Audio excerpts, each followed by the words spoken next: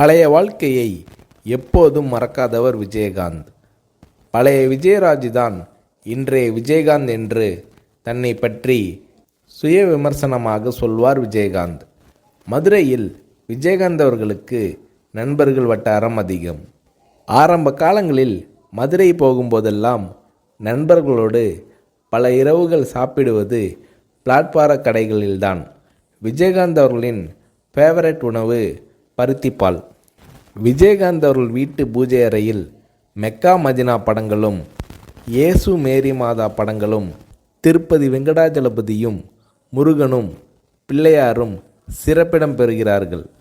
பூஜை அறையில் இன்னைக்கு பொழுது எல்லாம் நல்லா இருக்கணும் என மனதார வேண்டிக் கொண்டு வெளியில் கிளம்புவார் விஜயகாந்த். நமக்கு தொழில்தான் சாமி என எப்போதும் சொல்வார் விஜயகாந்த். வடபழனி முருகன் கோயில், திருவேற்காடு கருமாரியம்மன் கோயில் மன திருப்திக்காக விஜயகாந்த் அவர்கள் போகும் இடங்கள்.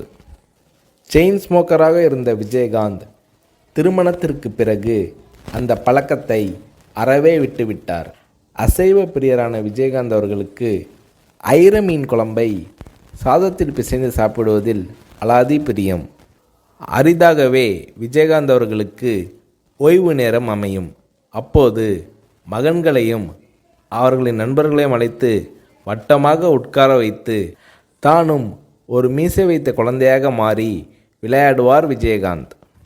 பெரிய சட்டியில் சாதம் போட்டு பிசைந்து குழந்தைகளுக்கு ஊட்டி விடுவார் விஜயகாந்த். ஹாலிவுட் சண்டை படங்கள் பார்ப்பதும் விஜயகாந்த் அவர்களது ஜாலியான நேரத்து விஷயங்களில் ஒன்று. பள்ளியில் படிக்கும்போது கால்பந்து விளையாட்டை பிரமாதமாக விளையாடுவார் விஜயகாந்த். கால்பந்து வெறியர்.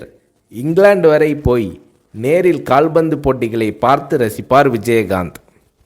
விஜயகாந்த் அவர்களது மகன்களுக்கும் கால்பந்து விளையாட்டு பிரியம் வந்துவிட்டது.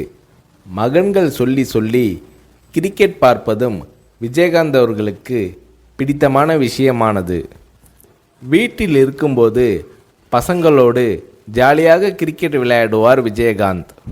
விஜயகாந்த் அவர்கள் வில்லனாக நடித்த ஒரே படம் இனிக்கும் இளமை. அதற்கு பிறகு எல்லாமே ஹீரோ வேடம்தான். பிற்காலத்தில் ஒரு பெரிய ஹீரோவுக்கு வில்லனாக நடிக்க ஒப்புக்கொண்டு அட்வான்ஸும் வாங்கிவிட்டார் விஜயகாந்த்.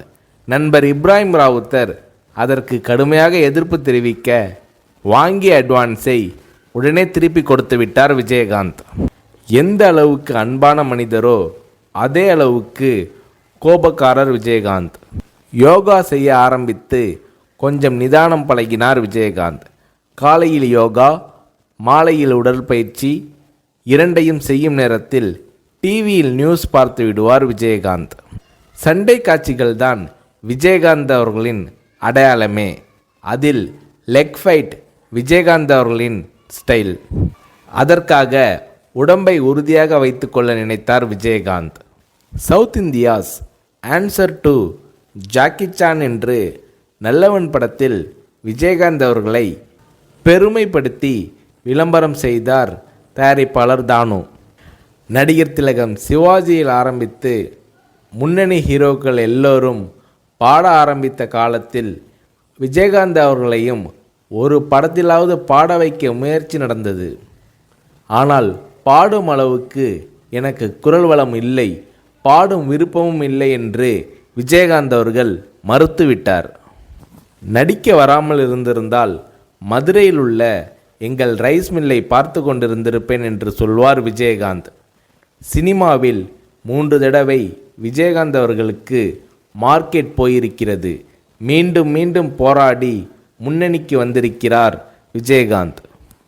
திருநாவுக்கரசு, ஜெயலலிதா, ஆர்எம்பி கேட்டும் தராத எம்ஜிஆர் அவர்களின் பிரச்சார வேனை விஜயகாந்த் அவர்களுக்கு கொடுத்தார் ஜானகி எம்ஜிஆர் அவர்கள்.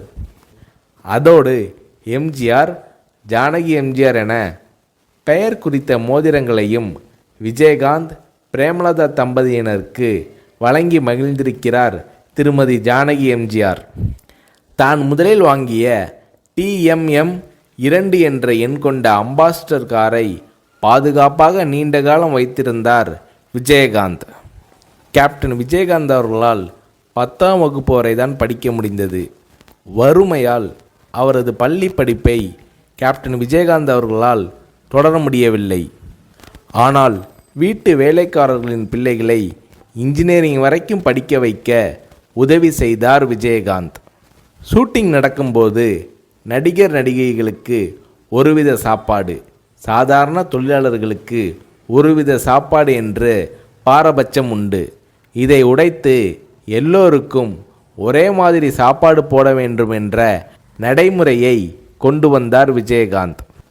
ஞாயிற்றுக்கிழமை கேப்டன் விஜயகாந்த் அவர்களது வீட்டில் 50 பேராவது சாப்பிடுவார்கள்.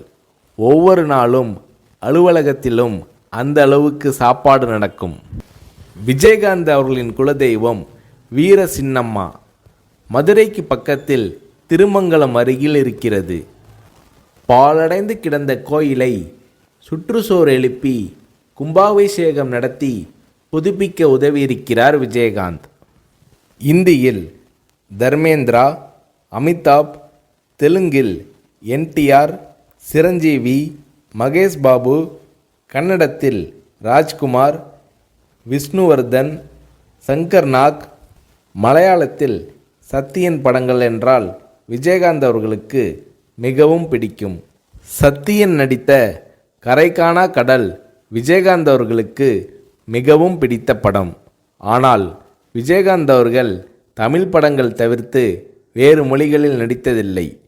தமிழ் படங்கள் தவிர்த்து வேறு மொழிகளில் நடிக்க மாட்டேன் என்ற உறுதியை விஜயகாந்த் அவர்கள் கொண்டிருந்தார்.